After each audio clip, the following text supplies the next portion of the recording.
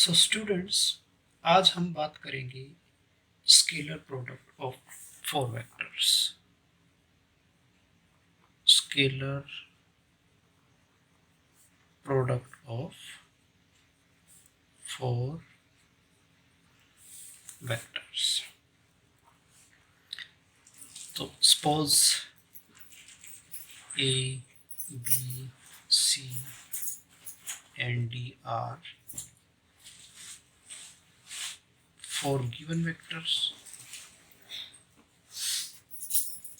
तो इनकी जो स्केलर प्रोडक्ट है वो हम कैसे डिफाइन करते हैं? तो हम क्या करते हैं, ए की और बी की क्रॉस प्रोडक्ट ले लेते हैं, सी की और डी की क्रॉस प्रोडक्ट ले लेते हैं, और फिर हम इन दोनों वेक्टर की जो है वो डॉट प्रोडक्ट कर देते हैं। तो अब इस डॉट प्रोडक्ट की वैल्यू क्या होगी हमारे पास? तो इस डॉट प्रोडक्ट की वैल्यू को लिखने से पहले मैं आपको जो है वो एक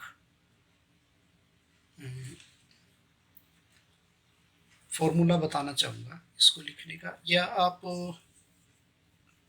जो है इसको लिखने का एक शॉर्ट वे देखिए। इसको डिटरमिनेंट की फॉर्म में लिखा जाता है, और इसको जो लिखने का जो तरीका है वो है, सबसे पहले तो आप जो है वो ए वेक्टर और बी वेक्टर को लिख लीजिए रो में। पहली रो में ए वेक्टर बी वेक्टर, दूसरी रो में ए वेक्टर बी वेक्टर। अब ये जो सी और डी है, तो यहाँ पे फर्स्ट रो में ए डॉट सी कर दीजिए, यहाँ पे बी डॉट सी कर दीजिए, यहाँ पे अब डी की बारी, तो यहाँ पे ए डॉट डी कर दीजिए, यहाँ पे बी डॉट डी कर दीजिए। ये हमारे पास जो है वो स्केलर प्रोडक्ट है फोर वेक्टर्स की। अब हम इसको प्रूव करके देख सकते हैं कि हमारे पास ये डॉट प्रोडक्ट जो है वो इस डिटर्मिनेंट के इक्वल ही कैसे आती है। तो इसका जो प्रूफ है वो वेरी वेरी सिंपल है। इसको प्रूव करने के लिए मैं इसको ए क्रॉस बी को एक्स मान लेता हूँ। तो this is X vector dot C cross D. तो जब हम ये डॉट प्रोडक्ट फाइंड आउट करते हैं,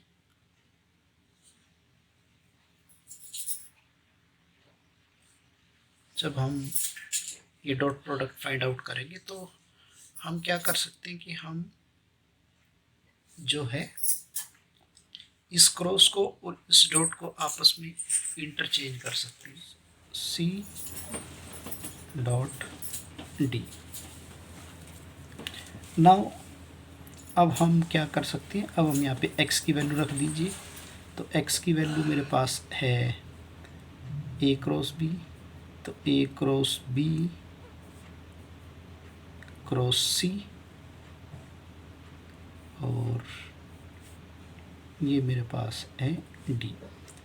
अब अंदर इस क्रॉस प्रोडक्ट को जो है वो एक्सपेंड कर लो, और इस क्रॉस प्रोडक्ट को एक्सपेंड करने का हमारे पास तरीका है कि फर्स्ट और last means A dot C into B vector minus second और third B dot C into A vector, और बाहर हमारे पास ये डॉट है डी वेक्टर। तो now this can be written as A dot C into B dot D. ये B की और डी की डॉट प्रोडक्ट हो जाएगी। यहाँ से मेरे पास B dot C into A dot D. तो अगर आप इस डिटर्मिनेंट को एक्सपेंड करें, अगर आप इस डिटर्मिनेंट को यहाँ से एक्सपेंड करके देखें, तो A dot C into B dot D minus B dot C into A dot D. तो हमारे पास ये जो वैल्यू आएगी वो एग्जैक्टली इसी के बराबर आएगी। तो हम जो है वो इस क्रॉस प्रोडक्ट की ये जो स्केलर प्रोडक्ट हमने बनाई है इसकी वैल्यू हमारे पास ये आएगी।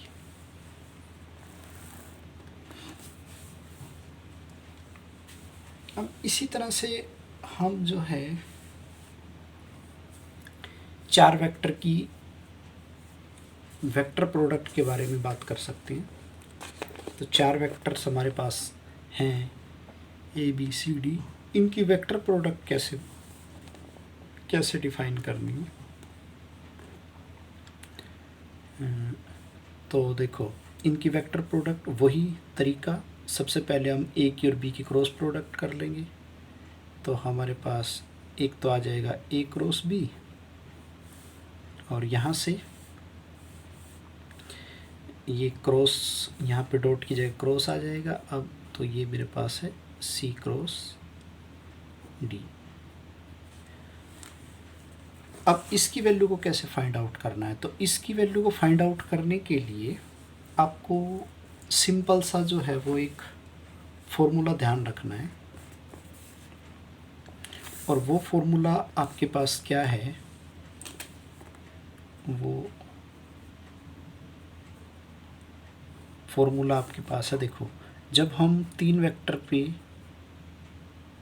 ए क्रॉस बी क्रॉस सी, मान लो हमारे पास ये 3 वेक्टर हैं, तो जब हम इसकी वैल्यू फाइंड आउट करते हैं तो इसकी वैल्यू फाइंड आउट हम इस तरीके से करते हैं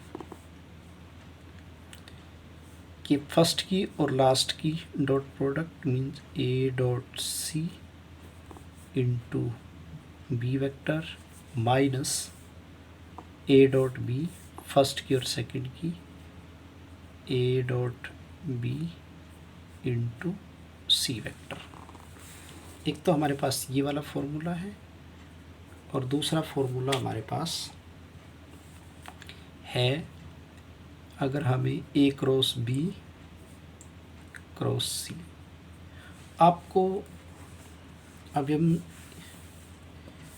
जो है इसको कैसे डिफाइन करते हैं? इसको हम डिफाइन करते हैं first and last means A dot C into B minus B dot C second and last into A vector. आपको इन दो फॉर्मूले को जो है वो बहुत अच्छे से जो है याद कर लेना है, क्योंकि पूरे के पूरी एक्सरसाइज जो हम सोल्व करेंगे वो टोटली इन दो फॉर्मूलों के ऊपर बेस्ड होगी। ठीक है, तो अब हम ये जो वेक्टर प्रोडक्ट है वो भी इनकी हेल्प से फाइंड आउट करते हैं। देखो कैसे, इसमें आप इसको एक वेक्टर मान लीजिए और इनको 2 मान लीजिए, तो हमारे पास टोटल 3 वेक्टर बन गए, 1 ये 2 और ये 3। तो मैं ये वाला फार्मूला इस पे अप्लाई करता हूँ, तो मैं इसको लिख सकता हूँ A cross B first and last की डॉट प्रोडक्ट यानी कि ये हो गया डी और इनटू सी वेक्टर माइनस अब फर्स्ट और second A cross B dot C into D vector. अब ये देखो A cross B dot D, तो इसको तो हम स्केलर ट्रिपल प्रोडक्ट की फॉर्म में लिख सकते हैं ए बी डी इंटू ये हो गया सी हमारे पास माइनस ए बी सी, इसको हम लिख सकते हैं scalar triple product A B C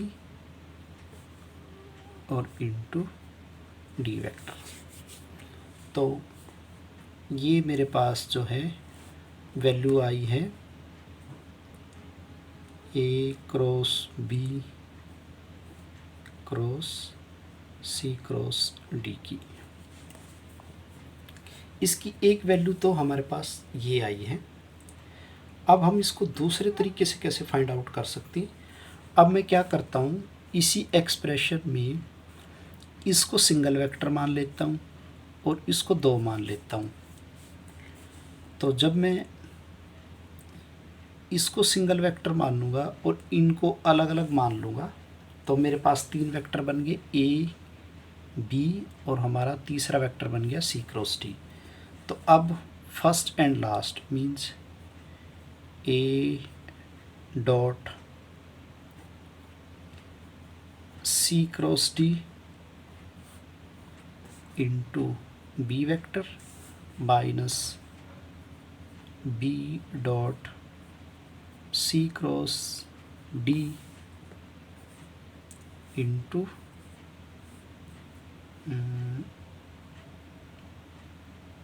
B into A vector. ठीक है, अब इसको आप स्केलर ट्रिपल प्रोडक्ट की फॉर्म में लिख दीजिए, A C D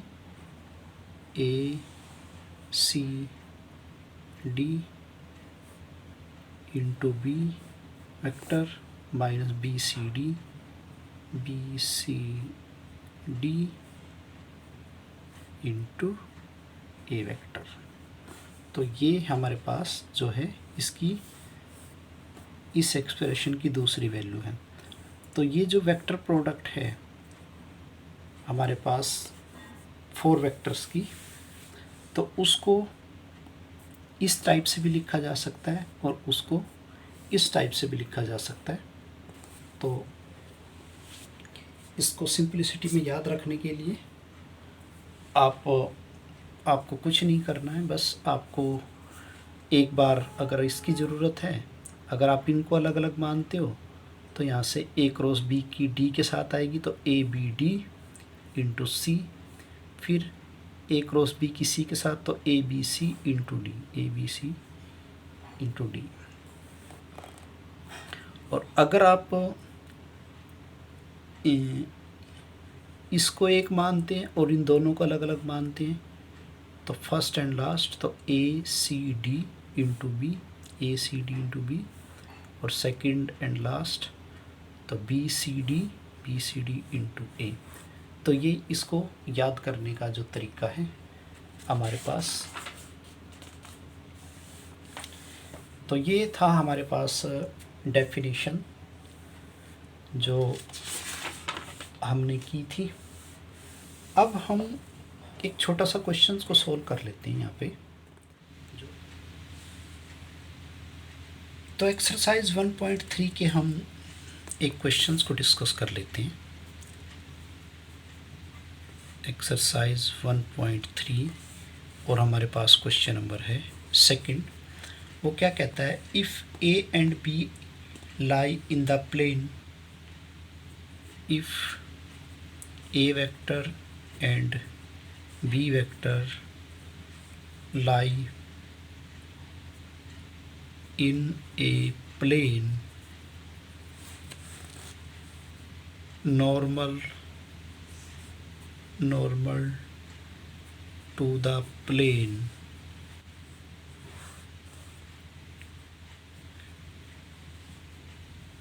containing C vector and D vector।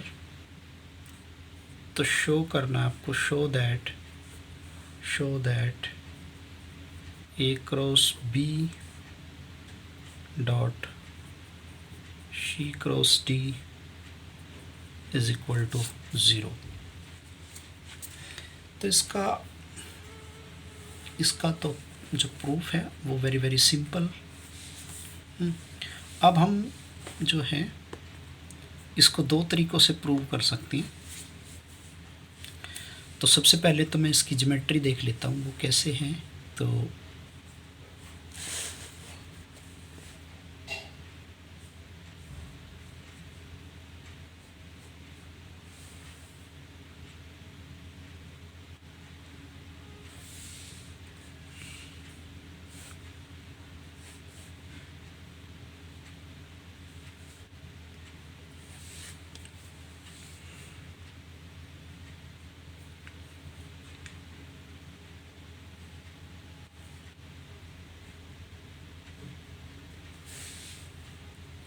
एक तो मेरे पास ये नीचे वाला प्लेन है, ये वाला प्लेन है,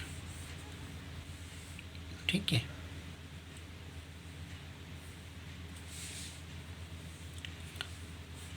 ये वाला प्लेन कंसिडर कर लीजिए एक, ठीक है। इसको आप x बोल दीजिए और इसको आप y बोल दीजिए, ठीक है। तो एक्स वाई प्लेन में, और ये जो प्लेन है इसका नॉर्मल प्लेन है ये वाला,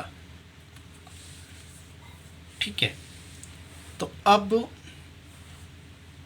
C और D मान लो हमारे पास इस प्लेन में पड़े हुए हैं। इस प्लेन में मेरे पास C है और D वेक्टर तो मान लो मेरा इस प्लेन में है। तो इसका जो नॉर्मल प्लेन है उसमें मेरे पास हैं A और B वेक्टर। ये मान लो A वेक्टर है इसमें, और ये मान लो B वेक्टर है, ठीक है। अब देखो A क्रॉस B और C क्रॉस D,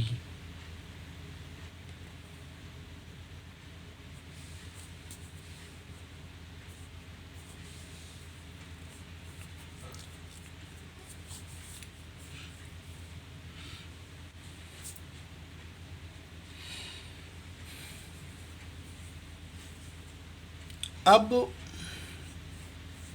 यहाँ पे ये जो A क्रॉस B है, A क्रॉस B जो वेक्टर है वो मेरा परपेंडिकुलर है A के और B के। तो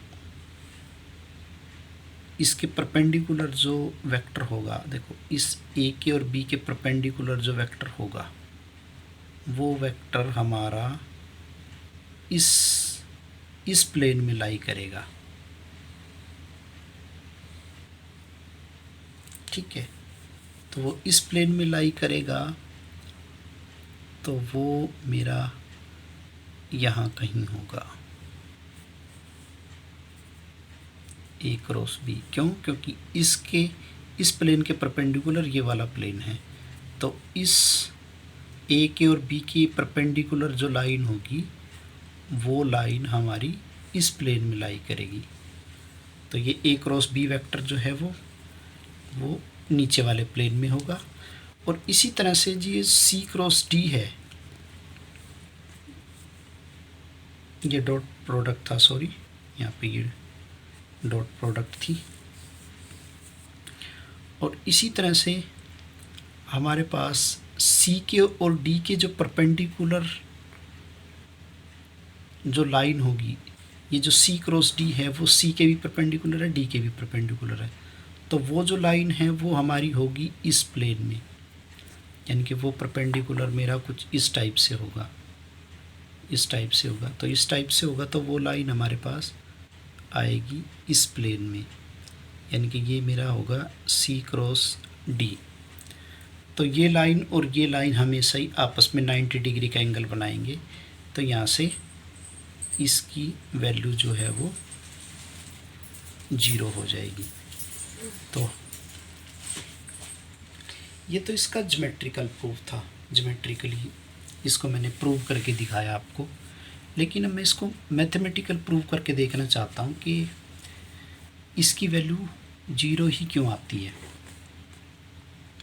तो उसको मैथमेटिकल प्रूव करने के लिए चलो हम इसको नेक्स्ट पेज पे देखते हैं।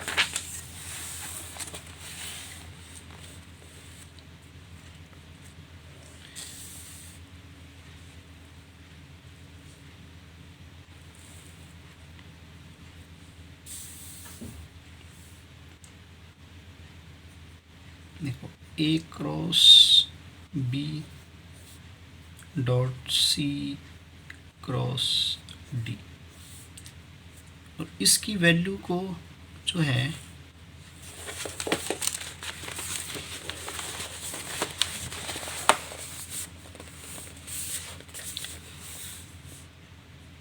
बाय डेफिनेशन इसकी वैल्यू मेरे पास क्या होती है, इसकी वैल्यू होती है ये डिटर्मिनेंट, जिसको मैं लिख सकता हूँ ए बी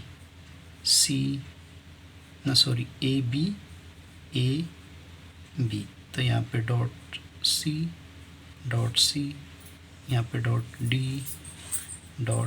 डी, ये इसकी वैल्यू है। अब देखो ए और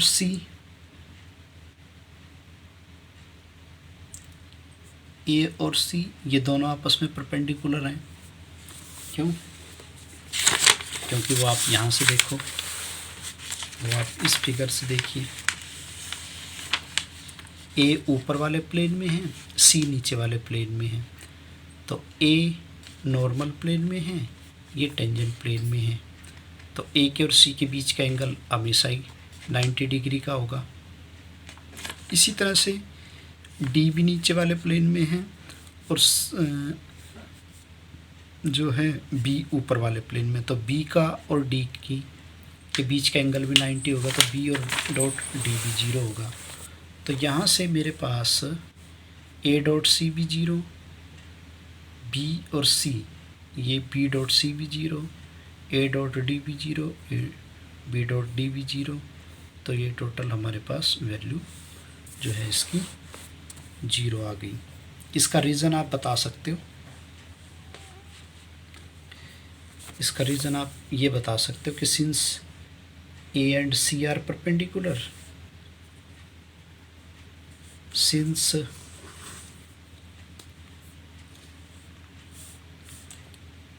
ए इज या this is equal to 0, because, इसका रीज़न आप बता सकते हो बिकॉज ए जो है वो सी के परपेंडिकुलर हैं, बी जो है वो सी के परपेंडिकुलर हैं, ए जो है वो डी के परपेंडिकुलर हैं और बी जो है वो डी के परपेंडिकुलर हैं।